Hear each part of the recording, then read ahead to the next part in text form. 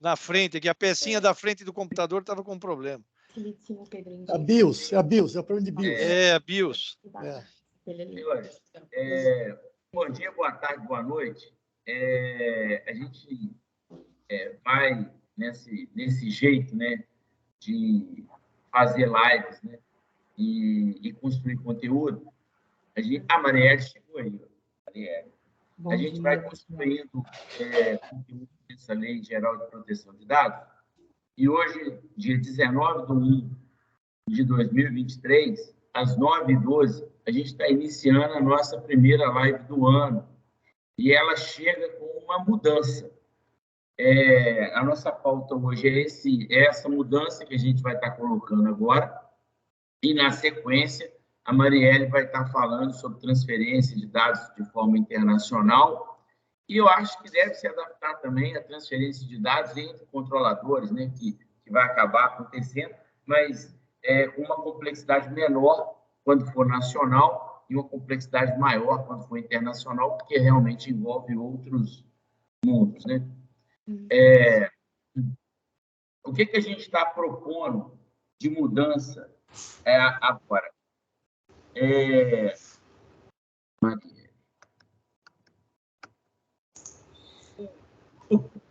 Ele precisa de vencer, depois desses 2 anos que a gente está fazendo geração de conteúdo, com foco em melhorar a nossa argumentação com os clientes, porque a gente entendeu em várias lives que a gente fez que a nossa argumentação ela é técnica, ela é complexa, por conta de quê? Porque a Lei Geral de Proteção de Dados foi muito mais envolvida pelo setor jurídico, que já é um setor complexo. Então, quando você cita uma lei, quando você cita um artigo, o cliente que é leigo, ele para de prestar atenção. Então, por isso que eu acho que quando a gente chega na frente do juiz, tem que ter um advogado, porque um leigo não lembra de lei, não lembra de nada. Ele acha que pode, eu acho que não pode, e segue desse jeito, né? Então, o que a gente precisa de tempo todo estar bem focado é em melhorar a nossa argumentação. E a gente tem 2 anos que a gente faz isso de forma voluntária. E é legal, porque foi interessante, o nosso grupo cresceu. Hoje tem uma pessoa nova chegando aqui.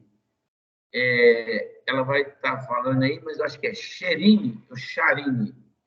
Você pode dar aí seu bom dia ou boa tarde. Charine Oliveira, eu acho que é isso, Xerine Oliveira. Pode corrigir. Então, eu iniciei a gravação e o que a gente tem a propor é de transformar o nosso grupo, que hoje é aberto, livre, não tem nenhuma mensalidade. Bom dia. E transformar ele num grupo fechado com um valor de mensalidade. Aquele grupo que é natural, que está o tempo todo participando, que faz parte dessa parte aqui, esse grupo a gente quer franquear para que ele não tenha custo para estar entrando, mas ele vai ter que levantar a mão e falar assim, quero participar. Por conta de que isso? Porque a gente tem mais ou menos 206 pessoas participando do grupo e a gente tem umas 20 pessoas interagindo. Então, a gente precisa de tornar o grupo mais efetivo, mais engajado. Do outro lado, que a gente chega, às vezes, sem uma pauta, que o grupo acaba gerando uma pauta pronta, né? A gente já tem conteúdo, a gente já tem trabalho, a gente vai ter que mudar isso com o grupo fechado. Então, nós somos 5 que vão estar trabalhando isso, e aí nós vamos estar fazendo algumas coisas do tipo assim, fazer uma propaganda para que a live aconteça, fazer uma promoção para que ela aconteça anteriormente, uma pauta que vai estar acontecendo.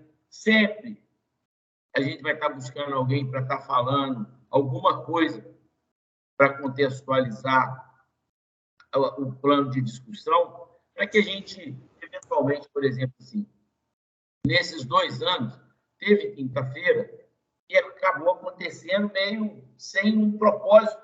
No final foi bom, mas ela iniciou meio perdida. E a gente tem que concluir isso, né? Então, esse foi um dos objetivos primeiros que a gente buscou para falar o seguinte: já que a gente vai ter um trabalho mais focado, a gente precisa de imaginar que esse trabalho mais focado vai justificar isso. A gente vai pontuar de uma forma clara um pouco mais de profissionalismo. O grupo vai ser fechado, ele vai estar, inclusive, com a live não mais aberta lá no YouTube, ela vai estar privada a um grupo. Então, esse conteúdo que a gente hoje trabalha de forma livre, e tem 160 vídeos no canal @indica do YouTube, a gente vai agora, num período de uma semana, 2 semanas, a gente vai estar criando a adesão exclusiva para o grupo que está aqui, para a gente também entender como é que vai ser essa dinâmica. Tudo isso vai ser feito de forma manual, ainda sem automação.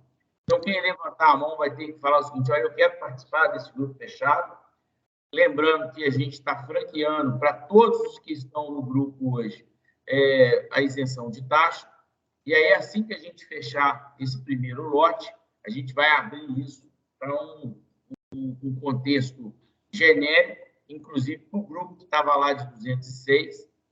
E aí, é claro, que as lives que a gente estiver fazendo a partir da semana que vem, elas já não vão estar mais públicas. E aí, elas vão estar fechadas, mas é porque a gente vai ter conteúdo que as pessoas vão estar trabalhando. Um dos objetivos, primeiro, que a gente entendeu, é que, como tem muita gente que está se certificando, ou que está se graduando e entrando no mercado, e essas pessoas hoje elas têm dificuldade de falar o seguinte: eu não tenho segurança para assumir uma conta, eu não tenho segurança para fechar um contrato. E aí, em função disso, o que vai acontecer? Ele não dispara.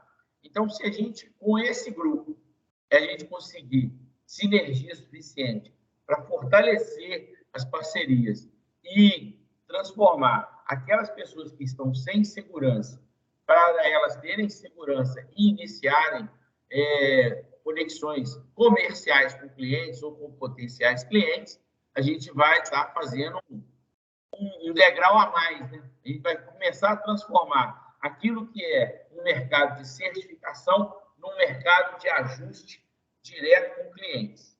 Então, esse é um dos propósitos.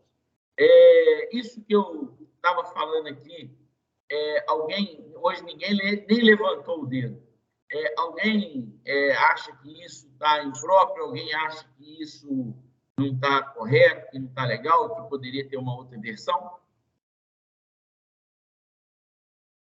Não, professor, de forma alguma. Eu estava pensativo sobre suas observações, suas ponderações. Eu estou achando que o caminho é este, e talvez apenas aprimorá-lo.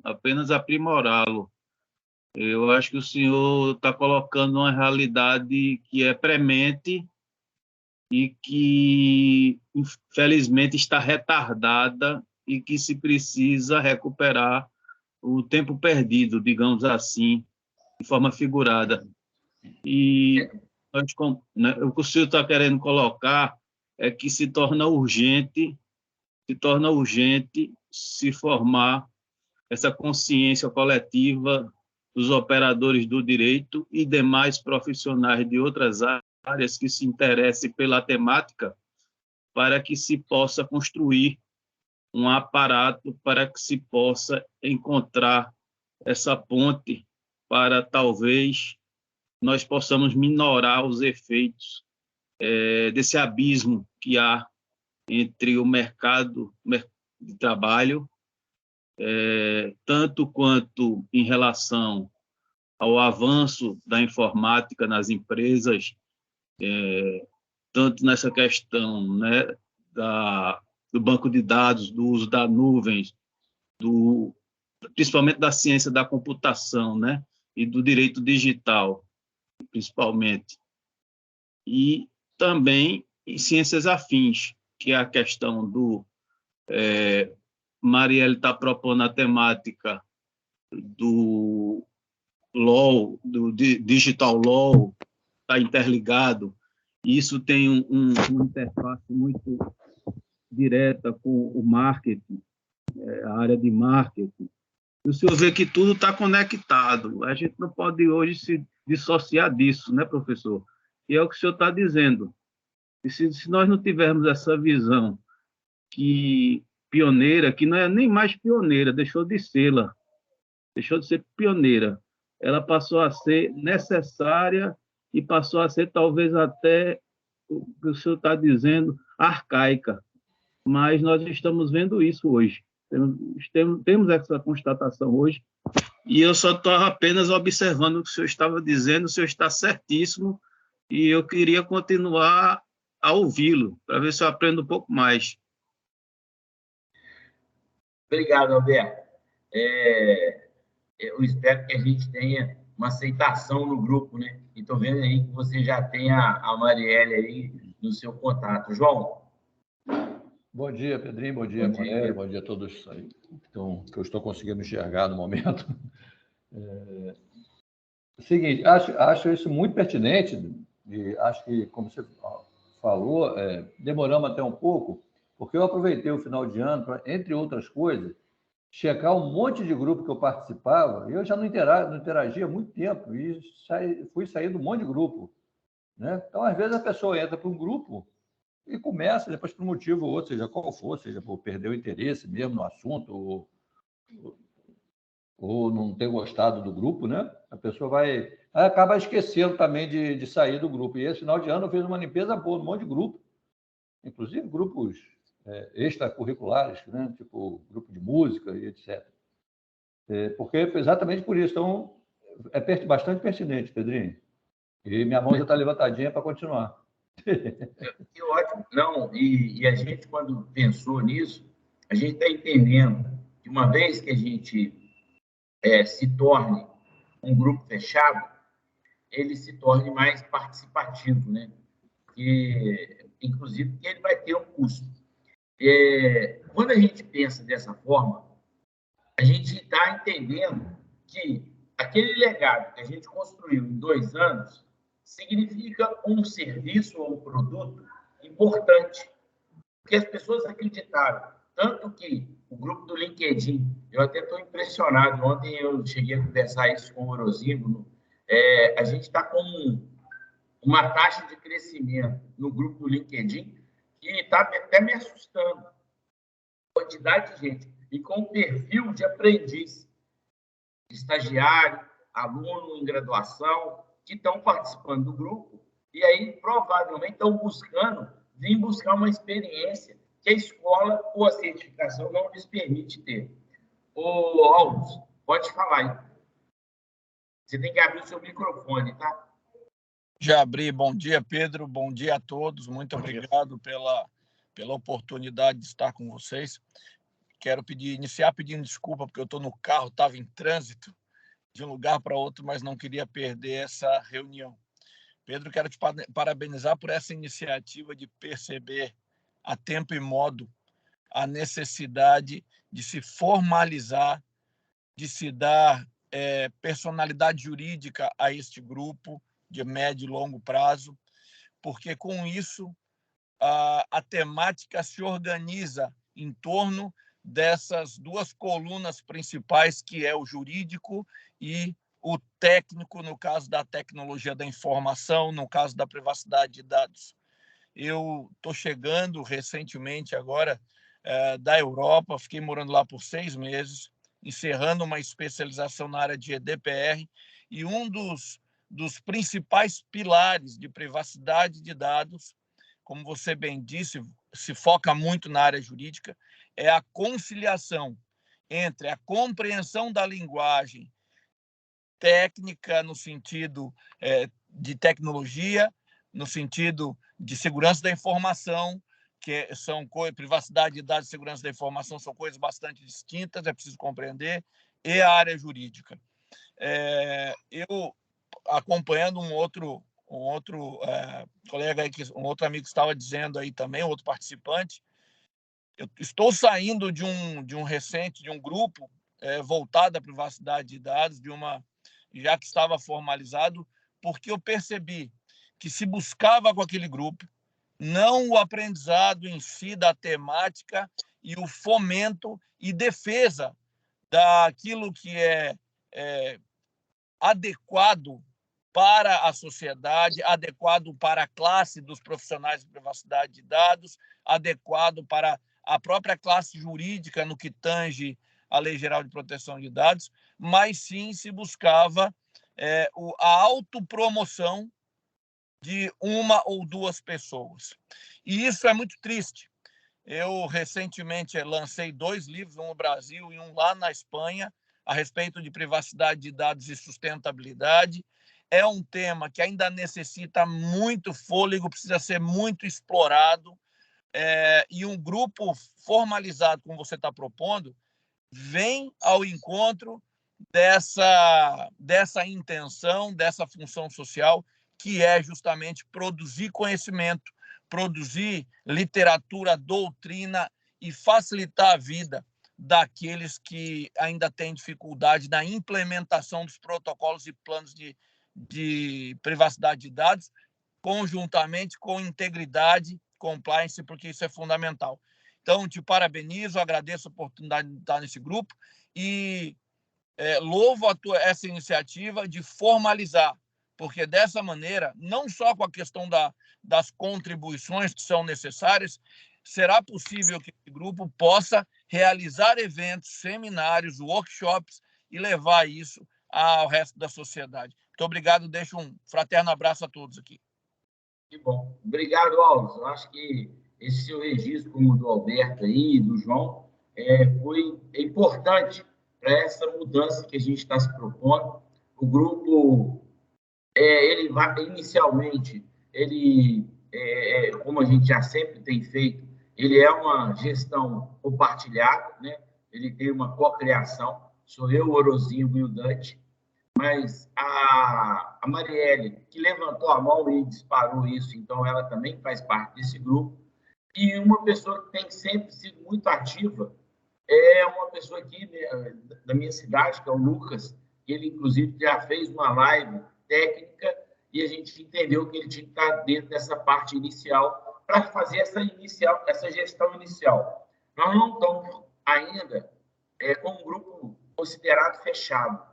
A gente está ainda em processo de criação. Então, nós estamos não querendo que alguém seja o dono do grupo, né? Mas a gente precisa de que ele se formalize. E eu acho que as suas palavras, Alves, bate com tudo que a gente estava pensando e que a gente veio fazendo de planejamento. Alguém mais quer falar algo? Se não, e outra coisa, quer dizer, quem quiser falar, pode estar pensando, pode estar refletindo, não tem problema nenhum. Mas então a gente está dando como iniciado. Quem tiver interesse, registra lá no grupo do WhatsApp, que tem interesse, que a gente vai estar criando um segundo grupo agora fechado, e provavelmente a gente vai transferir para lá todo esse conteúdo mais técnico, e aí o grupo aberto vai ser mais só para convite mesmo. E a Marielle, que se preparou para fazer a parte de transferência de dados internacional, ela vai estar fazendo aí uma abertura para que depois a gente entre num debate, porque já estamos na metade do horário da agenda, né? E a gente tem o compromisso de terminar sempre por 1h, né? Às 10 horas. Marielle, se o senhor permite...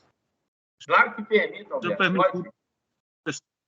Professor Pedro, eu sou tutelado por doutora Marielle, viu? Só para o senhor saber. Tá certo. Esses jargões do jurídico são muito legais, né? Eu gostei do João. Ô, Pedrinho, e aí o senhor está aí me chamando de senhor. Aí tudo bem também, né? Depois que a gente fica com o cabelo branco, a gente vira senhor mesmo. Mas tá tudo certo. É muito bom e a Marielle é uma aquisição ótima. Marielle, a palavra é sua. Obrigada, Pedro. Bom dia, pessoal. Bom dia. Bom, estou aqui com a difícil missão, né, de falar um pouquinho para vocês, em curto tempo, sobre transferência internacional de dados. Assim, eu sou mais focada na área jurídica, né? Então, vamos lá. O importante é a gente saber que na transferência internacional de dados, há três atores, digamos assim, eu vou dividir, né, entre os países, Estados Unidos, a União Europeia, e o Brasil, a gente pode dizer que faz parte, né, desses atores que estão no entremeio. Né? Então, assim, eu vou contextualizar primeiro, né, toda essa situação, primeiro falando nos atores, né, o que é importante? É saber que os Estados Unidos, ele faz, digamos assim, ele é uma parte interessante, né, porque ele não tem uma lei geral, como nós temos aqui no Brasil, e nem como tem a União Europeia. Né? Então, com isso, dificulta um pouquinho essa questão de se entrar no consenso quando se precisa fazer essa transferência de dados para outros países. Né? Então, assim, aí o que acontece? A União Europeia é o centro, né? E aí o que ela faz? Ela e Estados Unidos têm um acordo, né, bilateral, e a própria União Europeia com o Brasil, né, que a gente chama dos países intermediários, né, com o Brasil e outros países, então ela faz essa ponte entre acordo bilateral com os Estados Unidos e o acordo com os demais países. Né? Então, assim, hoje a gente pode dizer que você existir você está indexado, né, atrelado a um sistema de busca. Né? Então, assim, para tudo hoje tem essa questão de fornecimento de dados. Então, a gente está na era digital, na era da sociedade da informação 4.0. Né? Então, para você fazer coisas simples, né, desde utilizar serviços públicos e privados, você precisa compartilhar os seus dados. Né? Então, o que é que eu posso dizer? Que, nessa forma, a LGPD, em consonância com o regimento europeu, né, possui regramento para garantir a rigidez das transferências internacionais de dados. Porém, isso não acontece no direito norte-americano, que foi o que eu expliquei, né? São os três principais atores, já que persiste em não atender às normas da Lei Geral de Proteção de Dados. Né? Então, o Brasil, entre os países, não está inserido nesse acordo, o que demanda uma análise acerca das dificuldades advindas dessa falta de proteção e incompatibilidade do jurídico com as demais jurisdições. Para que o país, né, esteja em consonância e consiga, principalmente, entrar em digamos assim, um ajuste com a União Europeia, ele precisa atender, né, ele precisa ter um sistema forte para atender essas regras de proteção de dados.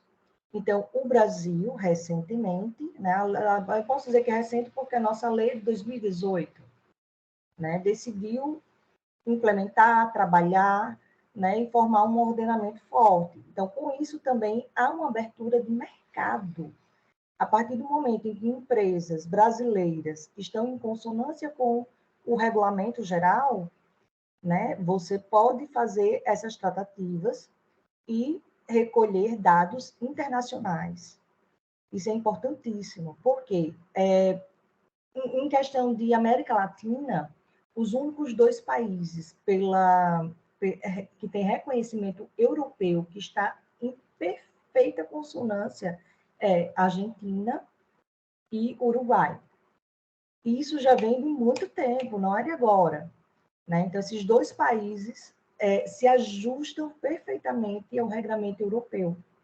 E isso traz uma movimentação econômica maior. Né? Porque as empresas sabem que podem confiar, né, nesses dois países para fazer essa questão de tratativas e de troca internacional de dados. Vamos lá. Eu queria aproveitar, professora Marielle, e fazer 4, não diria perguntas, 4 reflexões, eu diria, 4 reflexões, que talvez enriquecesse o debate. Se Vossa Senhoria puder colocar sua opinião aqui, explanar sua opinião a respeito. Uma delas seria interessante uma apresentação ao parlamento de um projeto no sentido de criar-se uma autarquia, e eu também colocar ao professor Pedro essa ponderação, porque nós temos autarquia para tudo, reguladora, né? Órgãos reguladores, no sentido de um órgão regulador para proteção de dados no Brasil. Essa seria a primeira pergunta. A segunda pergunta: como o Brasil poderia evoluir esse instrumento ou essa entidade, ou seu próprio ordenamento jurídico também, nas suas, digamos assim, deficiências ou omissões ou ineficiências, através de tratados internacionais, por exemplo, com países mais fechados ainda, como, por exemplo, China.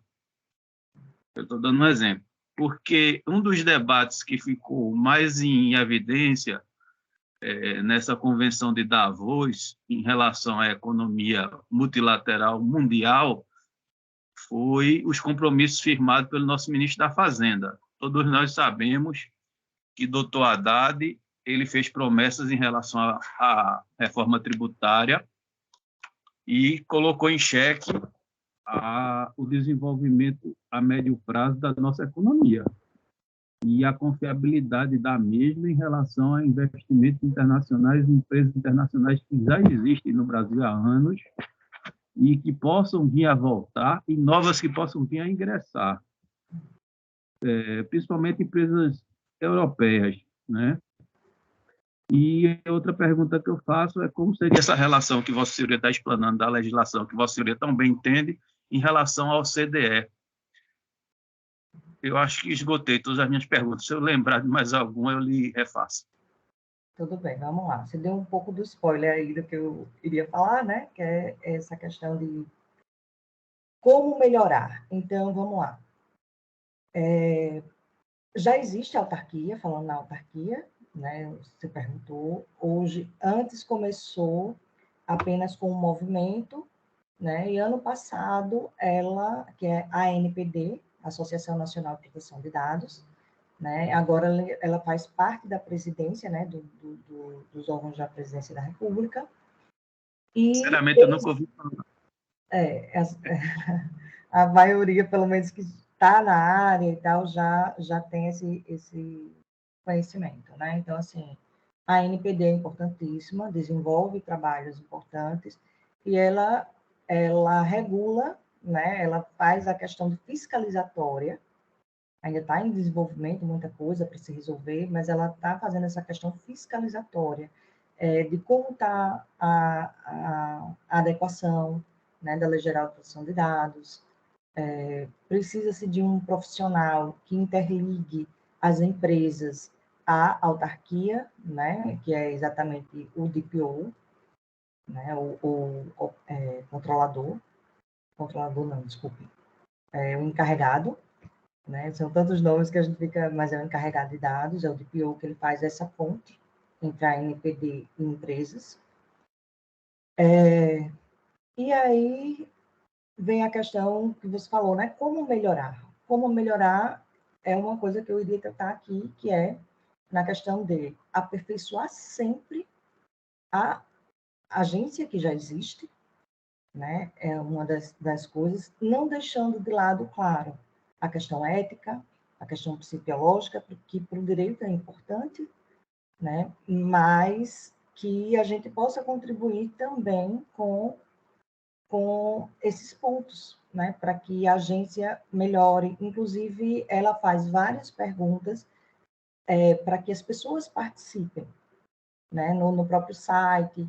quem segue a própria ANPD nas redes sociais, principalmente LinkedIn, ela está sempre colocando pontos para melhoras, nossas sugestões, né? E algumas perguntas para parâmetros, inclusive nessa área de transferência internacional de dados, feitas pela agência reguladora, para que se padronize, né, uma questão e ajude a futuras fiscalizações e também na legislação brasileira, né, na mudança para a nossa Lei Geral de Proteção de Dados.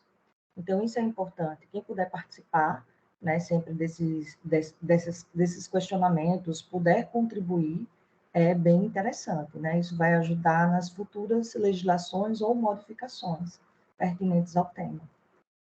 Ô, doutora, por Tem favor, gente aqui levantando a mão, pode falar, pessoal. Vamos lá, o Orozinho levantou primeiro, pode se manifestar, Orozinho. Marielle, por favor, poderia repetir o site da entidade para eu anotar aqui para pesquisar depois? Só um minutinho, deixa eu pesquisar aqui. Olha que eu nem... Tá. Vou pesquisar Alguém depois. poderia ajudar aqui para eu poder... A ANPD. A NPD É. O Orozinho está aqui na sequência com a mão levantada e o Pode Lucas falar. também, tá? Só para a gente... Tá, pode falar, Orozinho, por favor. Ok. Eu coloquei no chat aí um link que ele mostra... isso tem a ver também com o que estávamos discutindo com essa provocação que o Alberto fez. É um mapa mundi onde aparece todos os países que estão em vermelho, que estão em cinza, que estão em amarelo. Né? Esse site ele é atualizado, tá? com certa frequência, e ele mostra quais os países que estão fortemente, que têm as suas leis fortemente leis de proteção de dados, que já estão bem solidificadas, já são robustas, né? Aquelas que estão em desenvolvimento, como o Brasil, né? E por que o Brasil não embora ele tenha uma lei derivada da GDPR, que é tipo praticamente a referência no mundo inteiro, né?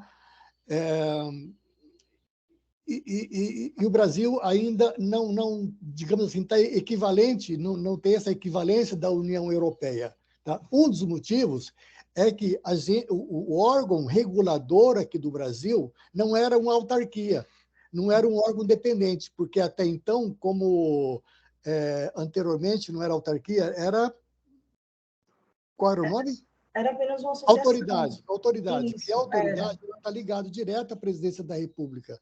Né? E como a autarquia, ela está mais livre. Né? Ela tem seu próprio orçamento. Enfim, é mais um parecer de maturidade, né? Em relação a tudo que se trata de proteção de dados. Né? A gente vai chegar lá, quer dizer, os órgãos internacionais, né, de proteção de dados também estão o tempo todo de olho no Brasil, o quanto de maturidade, o quanto isso aqui está levando a sério. Né? Porque não é só a gente ser uma autarquia que naturalmente a gente vai passar a ter um processo, a ter uma visão mais robusta, ser reconhecido com mais autoridade. Não. É preciso também que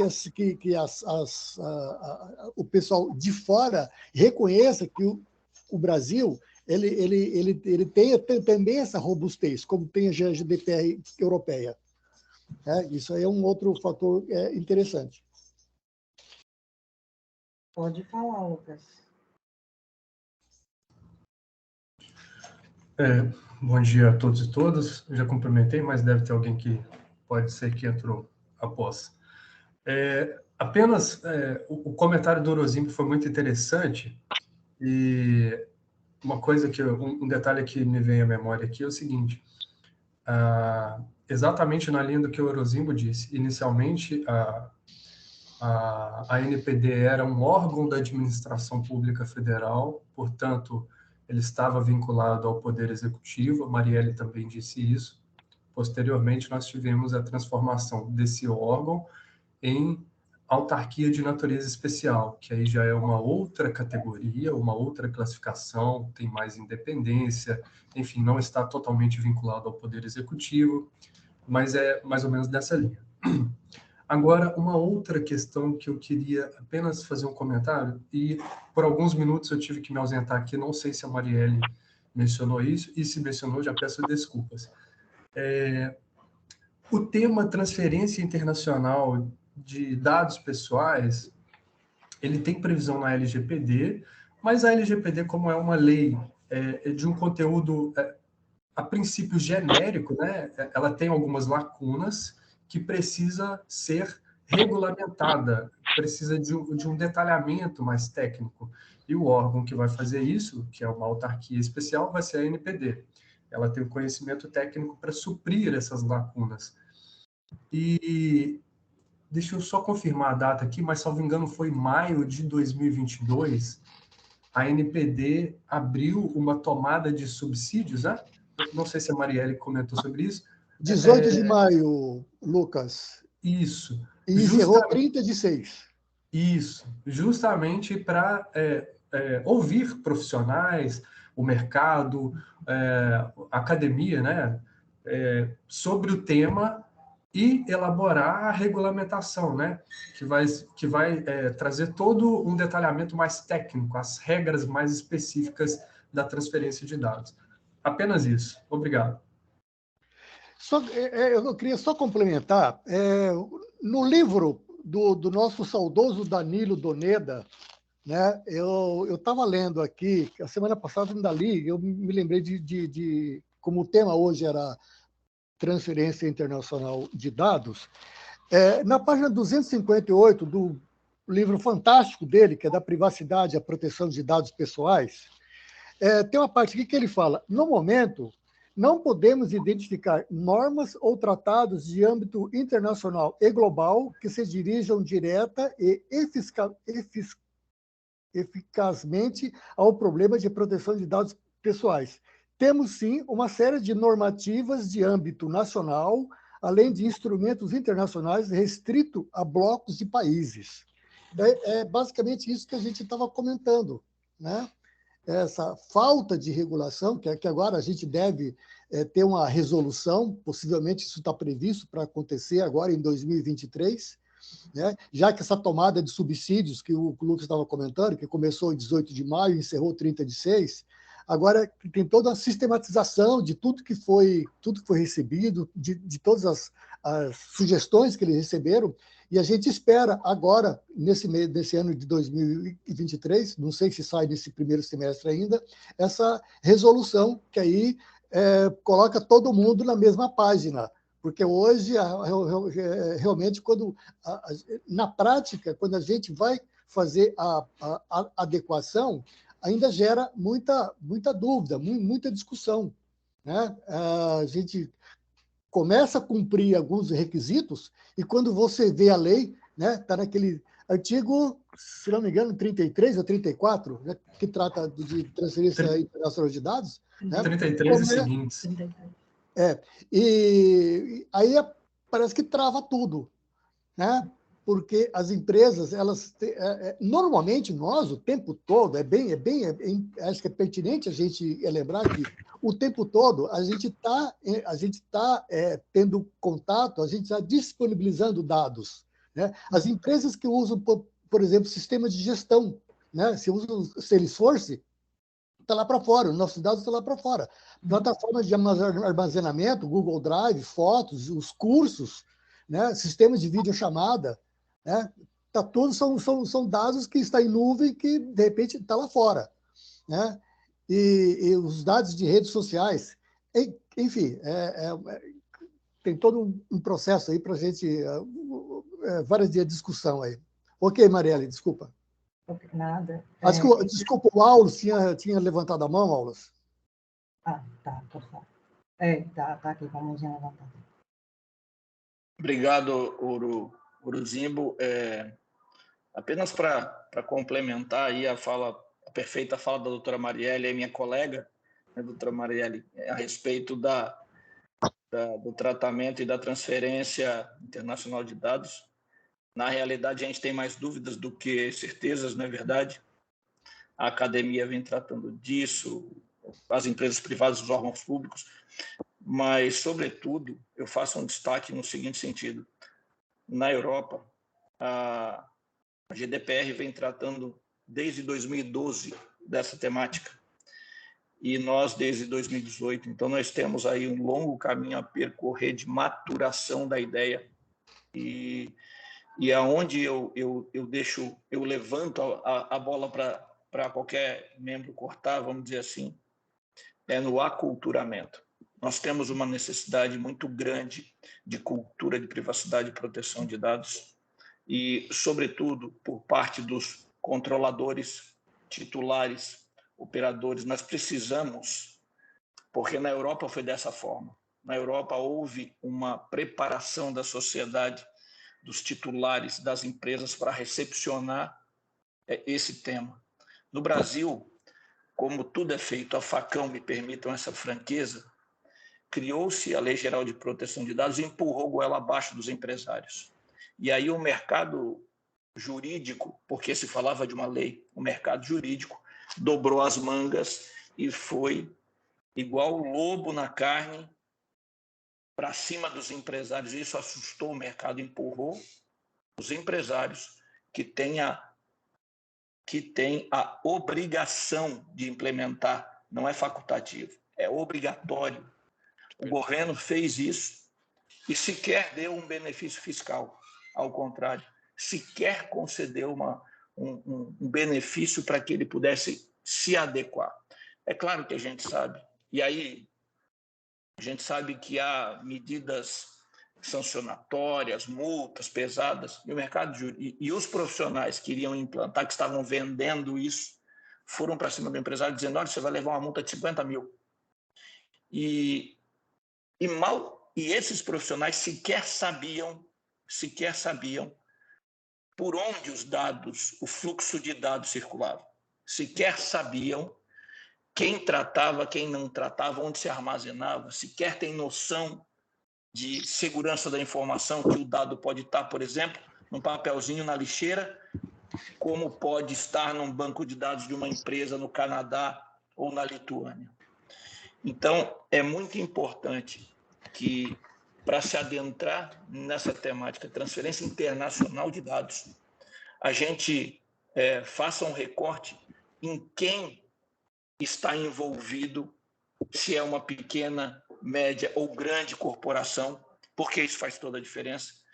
E na Europa nós temos uma realidade de privacidade de dados já em andamento, já bastante avançada, um aculturamento já bastante avançado, mas, por exemplo, no Canadá nós não temos essa realidade, apesar de já ter regulamentação. Nos Estados Unidos nós temos dificuldade porque várias normativas esparsas detalham isso. A Alemanha tem também normativa de privacidade divergente com a própria normativa da União Europeia em alguns pontos, e o Brasil, para falar da nossa terra tupiniquim, não deixa por menos. Então, a ANPD foi uma boa intenção, o caráter de aplicação da aplicabilidade da fiscalização é pedagógico, nós sabemos disso, só que de um lado vem o governo, empurra o empresário dizendo: não, você tem que fazer. Do outro lado vem os profissionais que vão implementar e fala assim: ó, se você não fizer, você vai levar uma multa. Aí o empresário fala: de onde eu vou tirar esse dinheiro? O que eu vou fazer para implementar,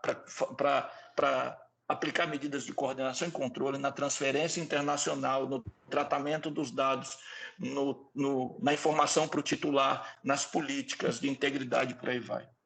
Então, é muito importante destacar, eu costumo falar no método cartesiano, destacar no método esquartejador, como popularmente falam, destacar aonde vai ser tratada a informação, aonde vai ser, onde nós vamos nos debruçar, para então poder se falar a linha do que o amigo Alberto ali, o membro Alberto falou, de se criar uma autarquia. Eu acho que quanto menos tiver, na minha opinião, neste momento, a mão do governo, melhor vai ser. Porque o governo, ele compõe um grupo para falar de privacidade de dados, mas a grande maioria não tem noção do que é privacidade de dados. A grande maioria lá falando não tem noção do que se trata. E aí ninguém chama os profissionais da área de tecnologia e de segurança da informação, ninguém chama pessoas com uma bagagem intelectual, científica, para falar realmente de privacidade de dados. Se perguntar, dentro da NPD, uma coisa muito simples, que eu sei que é do pessoal da segurança da informação, mas se falar de pen testing lá, a gente já vai ter uma dificuldade. O pessoal tem gente que vai ficar boiando. Então, é preciso delimitar muito bem, e para isso servem essas instituições. Parabéns à doutora Marielle, aí, que eu acompanho nessa live, e o que eu puder contribuir, fico à disposição de todos. Obrigado. Obrigada. Pedro, eu sei que você vai falar que já está quase na hora, né? Não, eu quero falar outra coisa. Tá. Eu adorei, achei muito legal o que a gente está conversando, e penso que, por exemplo, nessa condição da gente estar falando de argumentação, essa parte, ela foge um pouco, porque ela é muito técnica, e as empresas vão ter que se ajustar, porque todo mundo foi para a nuvem. E na hora que ele falou da Lituânia, às vezes a gente vai buscando, quando a gente vai para a nuvem, e quem é da TI sabe disso. Às vezes quem é do jurídico vai fazer aquela questão assim, onde que está a nuvem, o que é a nuvem, o que acontece com a nuvem. Mas a gente tem que imaginar o seguinte, se você contratar a Amazon, você não sabe onde que está. Então, na hora que vier o contrato, você tem que saber onde que está. Na hora que você contrata o Azure, às vezes você contrata o Azure no Brasil, mas às vezes você contrata o Azure fora do Brasil, nos Estados Unidos. Então, às vezes, uma questão contratual pode criar uma observação diferente em documentos que vão ter que ser regulados. Às vezes, a gente não precisa nem de tomar uma atitude com relação ao usuário, com relação a mais nada, mas você só tem que destacar que a informação está naquele lugar e, por conta do contrato, você está em conformidade. Mas isso, eu acho que ele é técnico e ele justifica da gente estar conversando aqui, que a gente está num ambiente técnico. Quando a gente for para o cliente, eu acho que, igual o Aulas acabou de colocar aí nem justifica conversar isso, porque a gente tem problemas muito menores assim e mais relevantes. Por exemplo, o Dante sempre gosta de brincar, porque eu fico falando da lata de lixo. Olha, você joga na lata de lixo amassado, vai para o lixo, lá embaixo alguém levanta, tira foto, coloca no Instagram que tem uma informação, e aí já quebrou a confiança da sua empresa. Então, a gente pode buscar uma argumentação muito mais efetiva quando fala com o cliente e evitar essa parte técnica. Mas essa parte técnica ela é fundamental, porque hoje qualquer empresa contrata nuvem e ele pode estar na Lituânia e ele nem saber que está lá. E a ignorância não dá inocência para ninguém, porque a responsabilidade existe. Né? Não achei que o tema... eu até vou falar um negócio, Maria. Eu achei que a gente vem falando assim, sem contexto, mas quanto foi grande a sua contribuição com isso? E é claro que aí está aqui falando, já está faltando 2 minutos, então agora é essas considerações finais. Obrigado. E aí que o João Salles está com a mão levantada. João?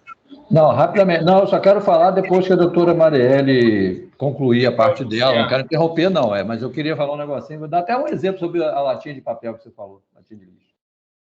Então, vamos lá, pessoal. Vou tentar ser rápido, porque, assim, tinha muita coisa ainda, mas como a gente começa a debater, então, assim, fica muito em aberto, né? Eu preparei aqui tudo bonitinho, mas, assim, o que eu quero que vocês entendam é que, para transferência internacional de dados, há 3 regimes, certo? Então, assim, eles são importantíssimos.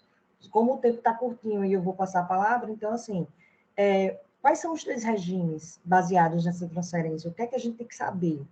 Né? É que, se a adequação perfeita da regra, das normas da LGPD à transferência, então, esse é um dos regimes, perfeita adequação. O segundo, né, se há garantias de cumprimento desses preceitos, é o segundo regime. Então, está perfeitamente ajustado. O segundo é em relação às garantias. E o terceiro, né, se casuisticamente se está ligado com a promoção de algum objetivo de interesse público. Então, para que haja essa transferência internacional, a gente, pelo menos aqui no Brasil, né, frise-se, tem que seguir esses 3 regimes. É importante também deixar bem claro que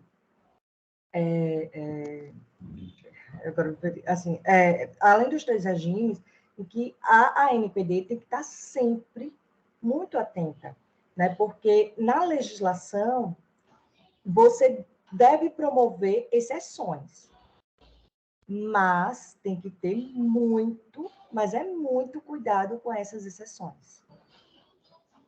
Tem que ser extremamente rigoroso. Eu sei que, principalmente para o direito, quase toda regra há uma exceção. Só que nesse caso de proteção de dados é o que eu chamo a atenção para vocês. Cuidado, muito cuidado com as exceções que devem ser previstas na nossa legislação. Elas podem causar muitos problemas.